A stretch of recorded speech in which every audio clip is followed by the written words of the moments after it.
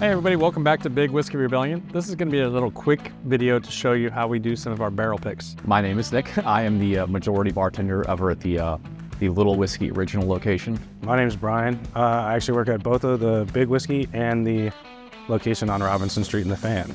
Otherwise known as the Little Whiskey. Little Whiskey. We don't call it the Little Well, Whiskey. he doesn't. Customers call it the Little He Whiskey. doesn't like it being called Little Whiskey. You know, overcompensating and all. I have a big truck too. Well, it's kind of like the whole Stag Junior versus Stag thing. Like, Stag Junior wasn't worse because they called it Junior. Yes. This is how we select private barrels for the restaurant, which actually is kind of the focus of the restaurant at this point. It's getting so hard to get some of those allocated bourbons, and the bottles are getting so valuable that we don't actually want to say, hey, you know what you should try? This $100 shot.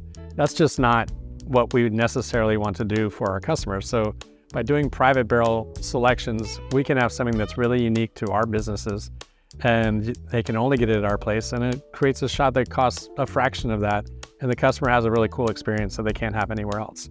So you get to watch us try these barrels, and then we're going to pick one, and then we're going to buy the entire barrel, which today we're doing Peerless Rye. That's probably a $20,000 barrel, so it's kind of a big deal to select these. If it's not something that's going to be a hitter, then we're stuck with $20,000 worth of bourbon that may never move. So this is a very important part of our business.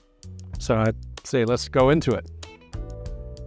I'd see on the nose, this one, did you ever, maybe it's just because I'm really old, but I remember in elementary school, we would make these things at Christmas time where you would take an orange and you would push cloves into it to make like a hanger for your closet because it was like a nice smelling Christmas thing.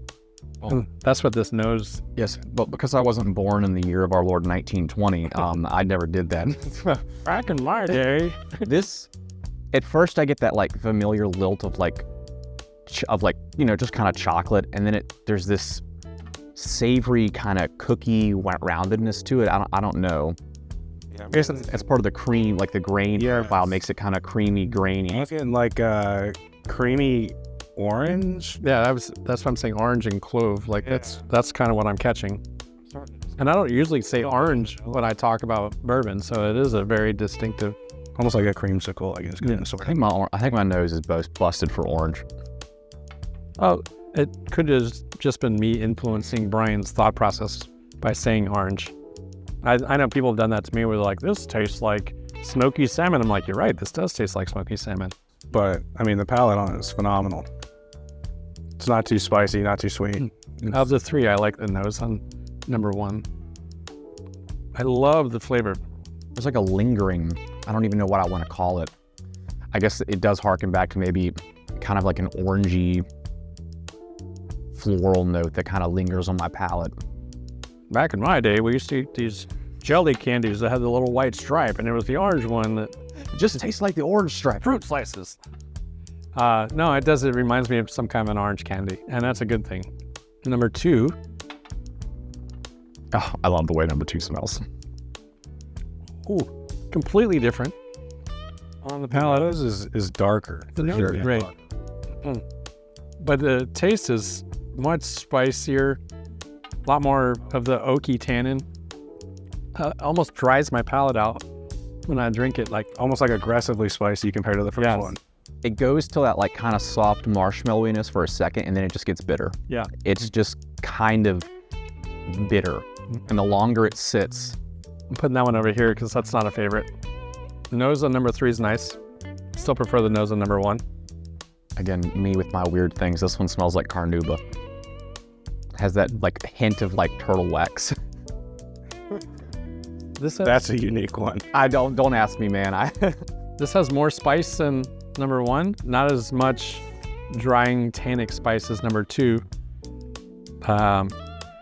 It's kind of missing on that nice sweet note that number one had. Number one has like a desserty quality that seems to be missing in two and three. This one is just thin. Yeah. It almost seems like it's all back end. Mm-hmm. It's a little bit more alcoholic to me. So all of these are almost 6 years old. They're all made on different dates. The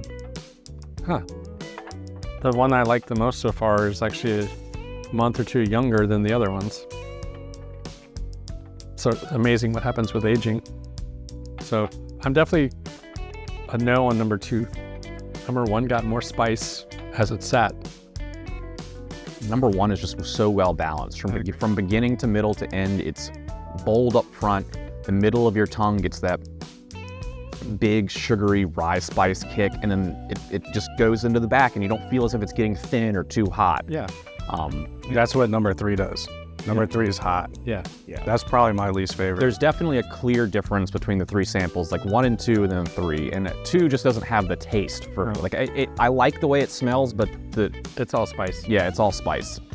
The nose on number 3 isn't so pleasant. That's not always an indication of what the whiskey itself is going to taste like, but on the nose, this is more alcohol forward. It legitimately tingles my nose more. Like, it just feels hotter. That's what I mean. Yeah. I'm getting a little bit of, you said Christmas earlier. Mm-hmm. I'm getting Christmas on number 1 now. Yeah.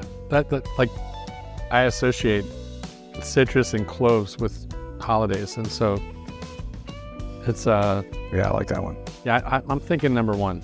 Yeah, I really can't argue. As much as I love the smell of number 2, it doesn't have the taste. It just gets hot. It doesn't have the same well put togetherness that 1 has, and that's just the way it is going to be. Proof is in the pudding. Oh yeah. Every single time. I'm voting number 1. 1-1. I agree. All right. Well, hey, thanks for coming to check us out here at Big Whiskey Rebellion. Please share if you liked it, like it, and subscribe. Appreciate it.